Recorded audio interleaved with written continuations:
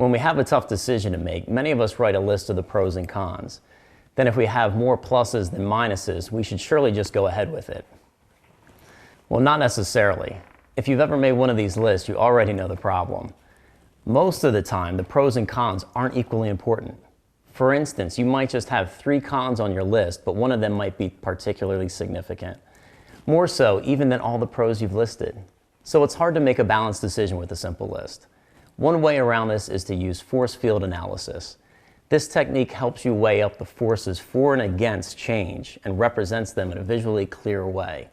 Once you've done this, you'll have a more accurate assessment of your decision. Conducting a force field analysis is easy.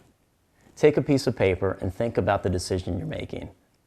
On the left-hand side, list forces for change, that is the pros of the decision. On the right-hand side, list the forces against change, or the cons of the decision. Next, go through and assign a score of between 1 and 5 for each of the pros and cons. A score of 1 means that this element isn't that important. A 5 means it's very important. When you score the pros and cons on the diagram, you can represent the importance of each force by drawing arrows around them.